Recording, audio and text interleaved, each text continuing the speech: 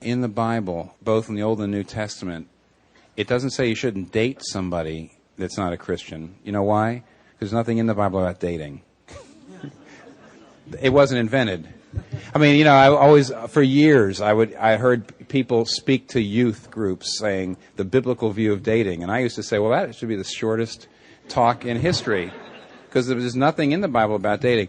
And I've had people say, well, you shouldn't date a non-Christian if you're a Christian. And the only reason I'm always afraid of, on the one hand, I'm afraid of saying, that is a pretty good example of trying to be safe, but really going beyond the Scripture. But now you begin to see, here's the problem. If you get to the place where you'd like to marry somebody, but that person doesn't share your commitment to Christ, now you're beginning to see the problem. Why you can't go forward. And the reason you can't go forward is this. When the other person says, I don't mind you practicing your religion. I'm not going to try to keep you from your religion. But I just don't have your religion. Now what that means is the person looks into your heart and sees the thing that's the most important thing in the world to you, and she doesn't get it.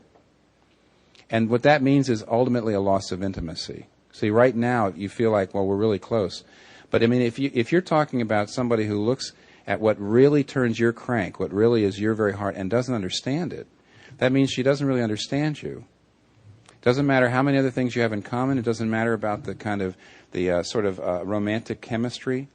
You see, when you're young, the romantic chemistry and the mutual interests and so on can kind of mask the fact that at heart she doesn't understand you. And if she doesn't understand you, that means in the long run, there's only two things you can do. You can get intimate with her by putting God on the outskirts of your life and putting her in the center, or else you can keep God in the center of your life and then she'll go to the outskirts.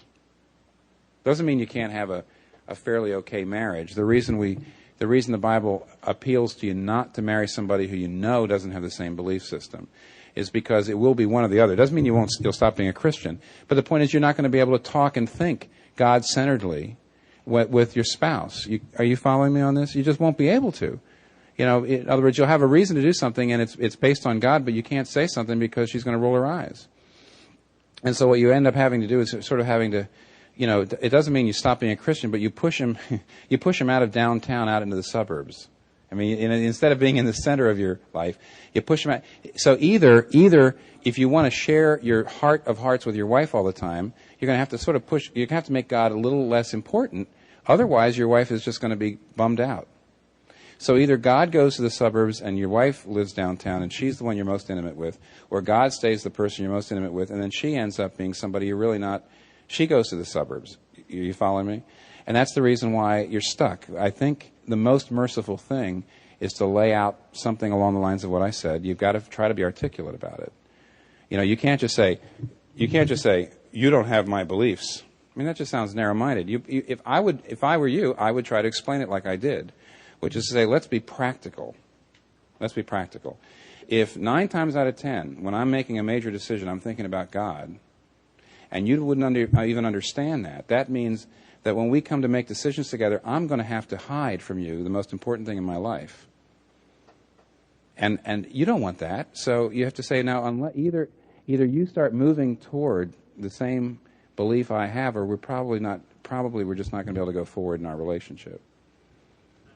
Okay, that's what you have to do. Don't just say, you don't have my beliefs. I mean, that sounds to her simply like, well, you have to sign on the dotted line.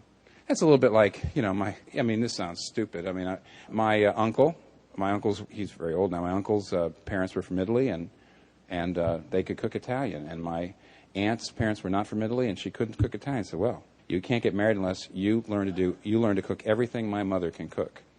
And my aunt said, okay. And a lot of women would say, right. Don't you want me? I mean, this is years ago. They're in their 80s, and we're talking about first, second generation Italians, and today a woman might say, who do you think you are, and so forth. And in a way, when you say that to a woman, you have to have my beliefs. She might say, why? That's partly because she doesn't understand how belief in God is integrated in your life. So what you'd have to do is basically say, either I'm going to have to not really share you my heart when we get married, or else you're going to have to start to move to understand it one way or the other. So that's what you have to do. I don't envy you. It's going to be very hard. On the other hand, to not do it will be harder. So you've got two alternatives. One is hard and one is impossible. So I suggest the hard one. Okay. Sorry. This is what I was trying not to do with you. I was trying to say, let's not get in all the intimate details. Yeah, just you and me and these 100 people here listening. I'm sorry about that, but I appreciate the candor of your question. It's a very important one.